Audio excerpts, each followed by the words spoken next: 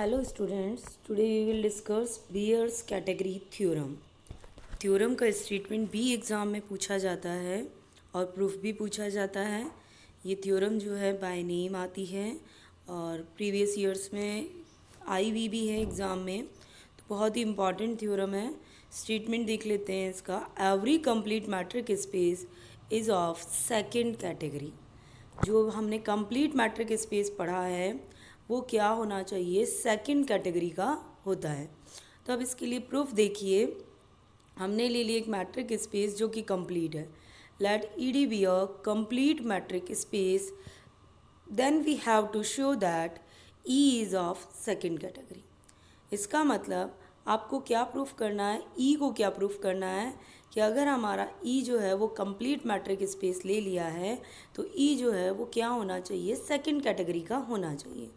अब इसको पार्ट को प्रूफ करने के लिए हम कंट्राडिक्शन थ्योरम यूज़ करेंगे कि हम यहाँ पर उल्टा लेके चलेंगे कि सपोज़ जो ई है वो सेकंड कैटेगरी नहीं है, तो हम कुछ ऐसा डिराइव कर देंगे जो कि हमेशा रॉन्ग हो जाए यहाँ पर। इट मीन्स जो हमने अज्यूम किया उसका अपोजिट पार्ट ऑटोमेटिकली क्या हो जाएगा, यहाँ पर राइट हो जाएगा। तो हम यहाँ पर लेते हैं इस पार्ट के लिए, देखिए, if possible let E is not of second category.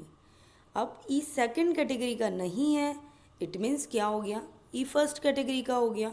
और ई फर्स्ट कैटेगरी का हो गया तो फर्स्ट कैटेगरी की जो हमारी डेंस सेट की प्रॉपर्टी है वो यहाँ पर फॉलो होगी। हम यहाँ पर लेते हैं if possible let E is not of second category, ठीक है, that is E is of first category and so that E is union of sequence A N of nowhere dense set. ये हमें पता है कि फर्स्ट कैटेगरी की definition से क्या होता है, जो ई है वो क्या हो जाएगा, जो ए एन है वो हमारा एक नोवेयर डेंस का जो हमारे पास सेट है वो सीक्वेंस क्या हो जाएगा, उसका यूनियन ले लिया जाए तो वो ई को रिप्रेजेंट करेगा। Since A one is nowhere dense set, अब हम ले लेते हैं हमारे सारे सीक्वेंस।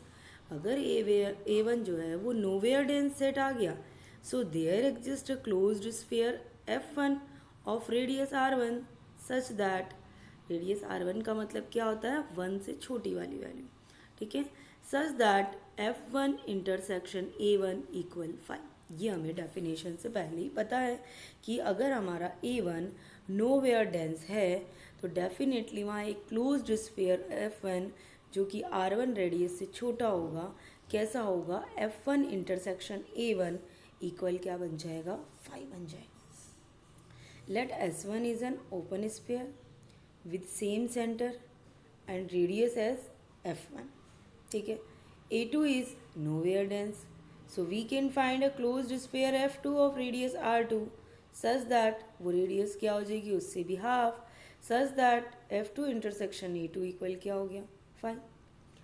अगर हम इसी पार्ट को कंटिन्यू करते जाएंगे तो हमें क्या मिल जाएगा, continuing in this way we get a decreasing sequence F N of closed sphere in E such that, मतलब एक पॉइंट आएगा जब हमारे पास उसकी रेडियस अगर हम मेज़र करेंगे वो क्या आ जाएगी, ज़ीरो आ जाएगी, क्योंकि हमने पहले रेडियस ली 1 से छोटा, फिर हमने हाफ से छोटा, फिर हम लेंगे 1/4 से छोटा, फिर हम और हाफ कर देंगे 1/8 से छोटा। तो जो इस तरीके से करते करते करते करते आपको क्या मिल जाएगा, वो वैल्यूज़ कितनी मिल जाएगी, आपको 0 मिलने लग जाएगी। Then by Cantor intersection theorem, अगर हम कैंटर इंटरसेक्शन थ्योरम की बात करें तो intersection of F N contain exactly 1 point. यही हमारी थ्योरम का स्टेटमेंट था। प्रीवियस लेक्चर में मैंने उसे कवर किया था कि कैंटर्स इंटरसेक्शन थ्योरम क्या करती है। कैंटर्स इंटरसेक्शन थ्योरम के अंदर अगर हम इंटरसेक्शन ले लें एफ एन का तो कंटेन करेगा एग्जैक्टली 1 पॉइंट को। वो पॉइंट हम क्या ले लेते थे, x belongs to E. It means this imply x belongs to F N, ठीक है, x belongs to F N for all N, ठीक है, but x does not belongs to A N, क्योंकि हमने क्या लिया है, अगर मैं उसे जनरलाइज कर दूंगी तो F N intersection A N equal कितना आ रहा है, 5। इसका मतलब जो पॉइंट मेरा एफ एन में होगा वो पॉइंट कभी भी ए एन में नहीं होगा, और वो पॉइंट अगर कभी ए एन में नहीं हो रहा है इसका मतलब क्या हो गया, वो ए एन क्या है, नोवेयर डेंस। इसका मतलब क्या हो जाएगा, एक्स ई में बिलोंग नहीं करेगा। तो एक्स ई में बिलोंग नहीं कर रहा है, इसका मतलब ये तो कंट्रोडिक्शन हो गया, क्योंकि हमने तो पॉइंट ही वही लिया है, क्योंकि हमारा तो कैंटर इंटरसेक्शन वही बोलता है कि वो एक्स पॉइंट किससे लिया गया है, ई से लिया हुआ है. So our assumption is wrong, hence E is of second category. बहुत आसान सी, बहुत सिंपल सी थ्योरम है. सिर्फ स्टेटमेंट में आपको कुछ पॉइंट्स कंसीडर करने हैं, कैंटर इंटरसेक्शन थ्योरम को यूटिलाइज करना है यहाँ पर, और कुछ हमें फर्स्ट कैटेगरी की डेफिनेशन को यूज़ करना है. इस तरीके से क्लोज्ड स्फीयर लेते जाने और पूरी थ्योरम को हम प्रूफ कर देंगे.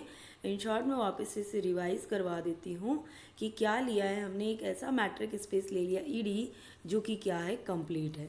अब हम क्या प्रूफ करने जा रहे हैं कि जो हमारा ई है वो क्या होना चाहिए, सेकंड कैटेगरी का होना चाहिए.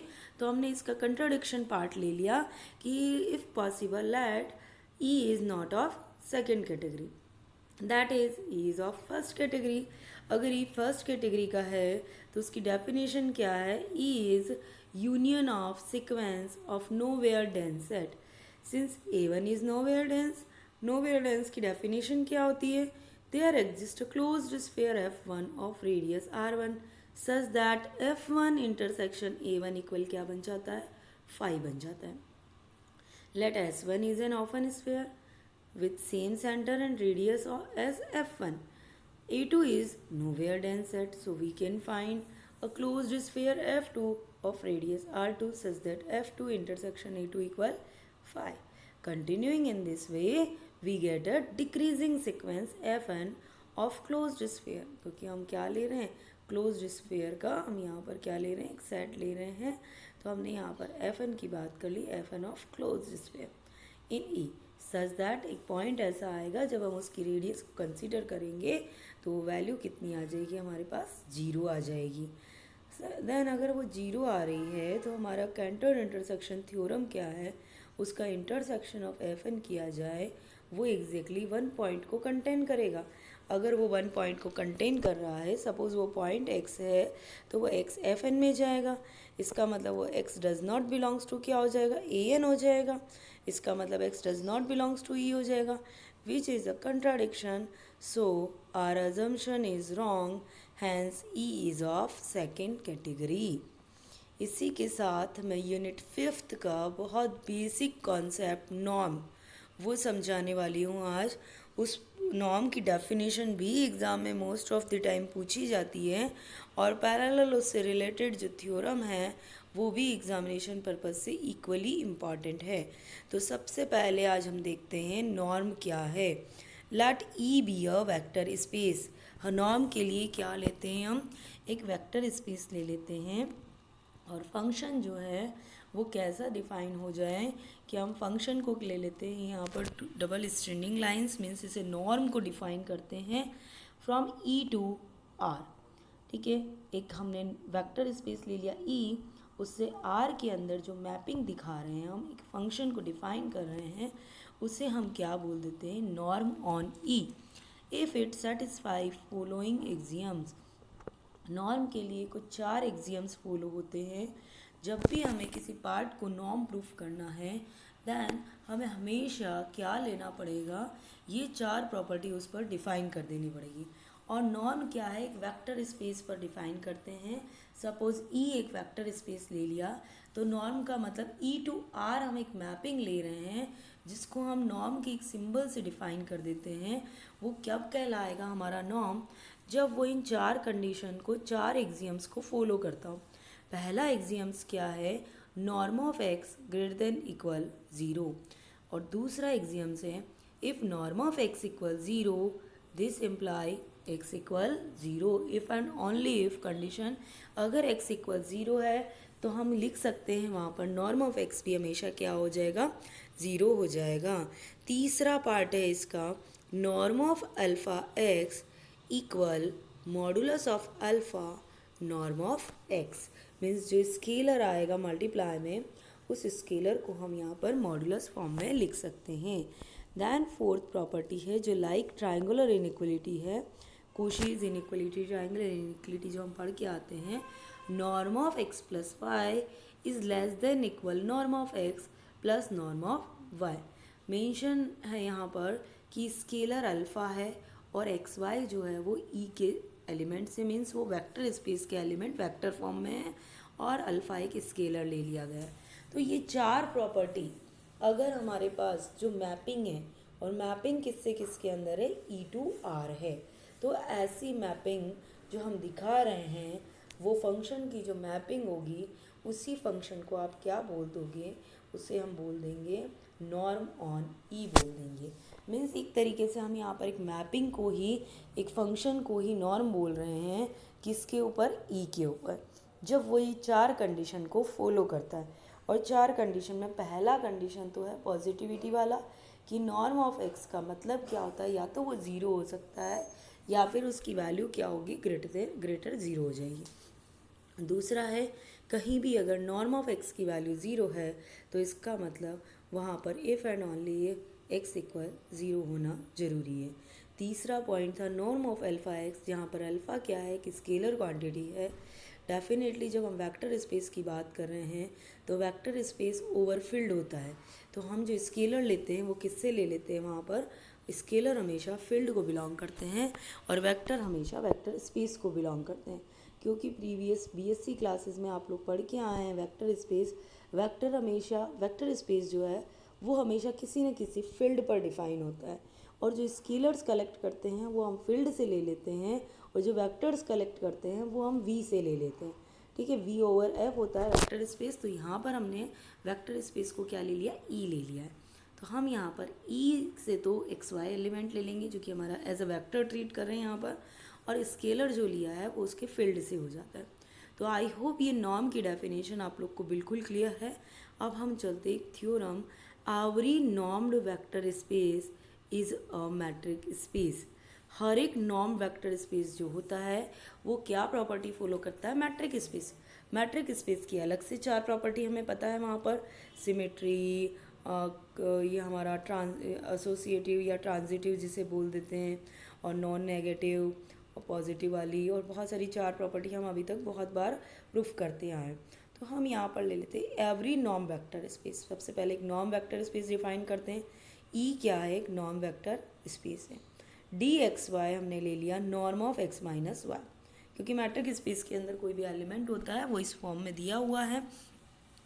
अब हम इसे क्या प्रूफ करेंगे कि राइट ये जो नॉर्म आया है, जो डेफिनेशन हमने ली है D X Y equal norm of X minus Y, इसको लेते हुए हम प्रूफ करेंगे यहाँ पर कि ये जो है ये क्या है, एक मैट्रिक स्पेस है। मीन्स डी को आपको प्रूफ करना है कि डी जो आ रहा है ये मैट्रिक स्पेस की सारी प्रॉपर्टीज़ को फॉलो कर रहा है।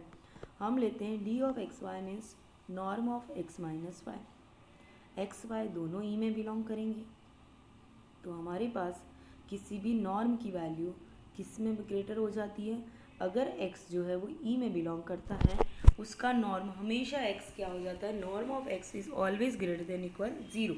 इट मीन्स अगर मेरा x माइनस वाई जो है, क्योंकि वेक्टर स्पेस की क्लोजर प्रॉपर्टी से अगर हम देखते हैं तो अगर एक्स वाई ई में बिलोंग कर रहे हैं तो x माइनस वाई भी क्या हो जाता है, ई में बिलोंग कर जाता है।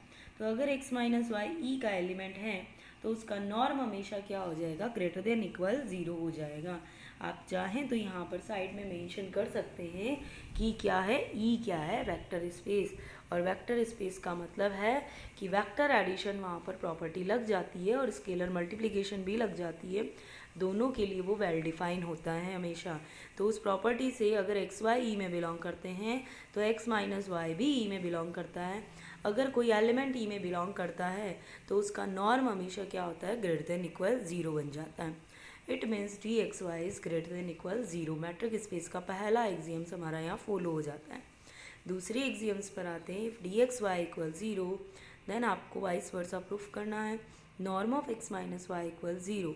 हमारे पास जो सेकंड प्रॉपर्टी है नॉर्म की, कि किसी का भी नॉर्म ज़ीरो होने का मतलब वो खुद जो वेक्टर है वो भी ज़ीरो होना चाहिए। x minus Y equal zero, if x minus Y equal zero then x equal Y. Similarly we can use reverse part to proof converse part. ठीक है, कि x इक्वल वाई हमने पुट कर लिया, x minus Y equal zero ले लिया। अगर x minus Y equal zero है तो norm of x minus Y क्या हो जाता है, ज़ीरो हो जाता है। अगर norm of x minus Y equal zero है तो डी एक्स वाई भी क्या बन जाता है, ज़ीरो बन जाता है। तो इस तरीके से प्रॉपर्टी नंबर 2 को हमने किससे प्रूफ कर दिया, नॉर्म के सेकंड एग्जाम से अप्लाई करके। अब लेते हैं डी एक्स वाई, सिमेट्री लेके आना है। D X Y means D Y X लाना है, तो क्या लिख दिया, norm of X minus Y. Norm of X minus Y किसका एलिमेंट है, वेक्टर स्पेस का, और वेक्टर स्पेस के अंदर जो भी एलिमेंट है उसका नेगेटिव पार्ट भी होता है, क्योंकि हमारे पास जो वेक्टर स्पेस होता है वो फील्ड की सारी प्रॉपर्टीज़ को फॉलो करता है, तो वहाँ पर -1 भी अवेलेबल होता है। इसका मतलब -1 वाई माइनस एक्स कर सकते हैं। बट अगर हम नॉर्म की थर्ड प्रॉपर्टी देखते हैं, उसके अकॉर्डिंग जो कांस्टेंट वैल्यू है वो मॉडुलस में बाहर आ जाती है और नॉर्म अंदर बच जाता है, तो -1 का मॉडुलस क्या हो जाता है, +1। It means norm of Y minus X हो गया। Norm of Y minus X को अगर हम लिखेंगे तो वो क्या बना देगा, डी वाई कोमा एक्स बना देगा। It means D X Y comma equal क्या आ गया, डी वाई एक्स आ गया। अब हम लास्ट प्रॉपर्टी पर आते हैं, D X comma Y less than D X Z plus D Z Y. ठीक है, जो ट्रांजिटिव लूप होता है हमारा काइंड ऑफ। तो norm of X minus Y हमने -z प्लस जेड कर लिया। Norm of X plus Y हमारी फोर्थ प्रॉपर्टी क्या है, norm of X plus Y is always less than norm of X plus norm of Y. तो norm of X minus Z plus norm of Z minus Y. X minus Z को हम क्या लिख सकते हैं, हमारी डेफिनेशन से D X comma Z plus D Z comma Y. तो जो डी एक्स जेड है वो हमारे पास एज इट इज़ बच जाएगा, डी जेड वाई और साइन क्या आ जाएगा, लेस देन का आ जाएगा। यही हमें प्रूफ करना होता है मैट्रिक के लिए, कि मैट्रिक स्पेस प्रूफ करने का मतलब है ये चार प्रॉपर्टी। पहली property D X Y greater than equal 0, if D X Y equal 0 then X equal Y, if D X Y equal D Y X and D X Y less than D X Z plus D Z Y. तो इसका मतलब hence every norm vector space is a metric space with metric D defined as D X Y equal norm of X minus Y. अगर इस तरीके से कोई एक vector space जो है वो मैट्रिक इस तरीके से डी डिफाइन है, तो वो क्या बना देता है, हर एक वेक्टर स्पेस जो है नॉर्म वेक्टर स्पेस वो क्या बना देगा, एक मैट्रिक स्पेस यहाँ पर बना देगा। तो हमने देखा कि नॉर्म की चार प्रॉपर्टी हमें पता होनी चाहिए, उस बेस पर हम किसी को भी मैट्रिक स्पेस, हम नॉर्म को मैट्रिक स्पेस हम यहाँ पर प्रूफ कर सकते हैं। तो हमें नॉर्म की अगर चारों प्रॉपर्टी पता है तो उन प्रॉपर्टी को एज अ फॉर्मूला यूज़ करते हुए हम मैट्रिक स्पेस की हर एक प्रॉपर्टी को बहुत अच्छे से एक्सप्लेन कर सकते हैं। तो आई होप यहाँ पर आप लोग को आज के दोनों टॉपिक बहुत अच्छे से क्लियर हुए होंगे। पहला टॉपिक मैंने पढ़ाया था आज प्रीवियस यूनिट का बेयर्स कैटेगरी थ्योरम, और उसके बाद मैंने लिया है आज हमारी लास्ट यूनिट नंबर 5, उसका लिया है नॉर्म, क्योंकि नॉर्म की डेफिनेशंस पहले क्लियर होनी चाहिए ताकि इस पूरे चैप्टर का बेस आपका स्ट्रांग हो पाए। और हमने एक थ्योरम भी कर लिया था कि हर एक जो नॉर्म वेक्टर स्पेस होगा वो हमेशा क्या बनाएगा, एक मैट्रिक स्पेस ही होगा। आई होप यहाँ तक का पार्ट हर एक स्टूडेंट को क्लियर हुआ होगा। बट अगर फिर भी आपको कहीं डाउट है तो आप कमेंट बॉक्स में कमेंट करके पूछ सकते हैं। Okay students, thank you.